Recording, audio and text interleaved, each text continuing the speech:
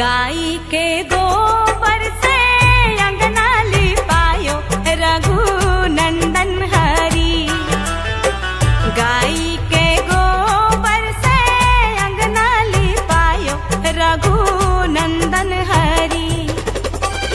गजमोती चौका पुरायो सुना हो शिवा शंकर हरी। गजमोती चौका पुरायो सुना हो शिवा शंकर हरी।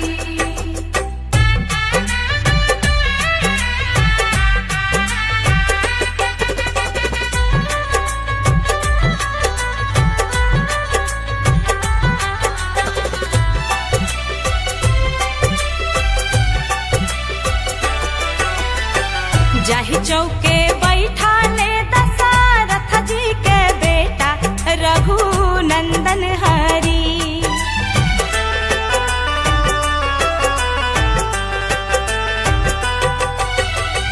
जाहि चौके बैठा ले दशरथ जी के बेटा रघुनंदन हरी।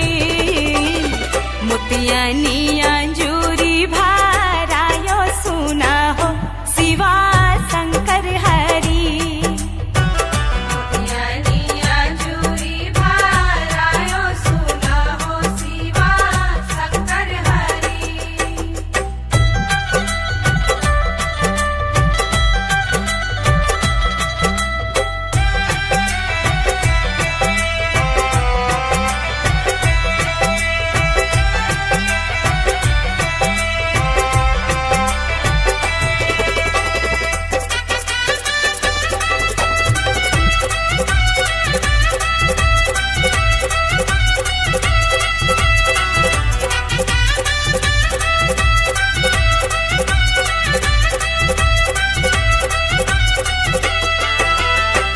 चौका से उठ बाबू सिरवा झुकैहा रघुनंदन हरी।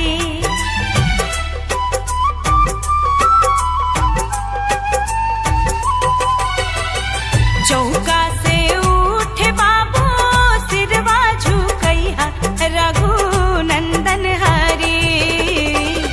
लगिहा सब बड़ा जेठ के गोड़ा सुना हो शिवा शंकर हरी। लगिहा सब बड़ा जेठ के गोड़ा सुना हो शिवा शंकर हरी।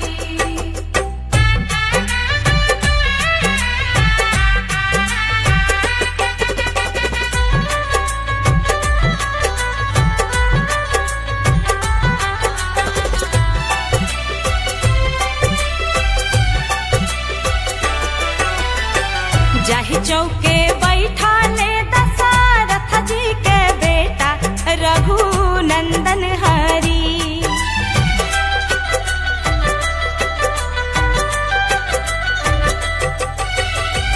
जाहि चौके बैठा ले दशरथ जी के बेटा रघु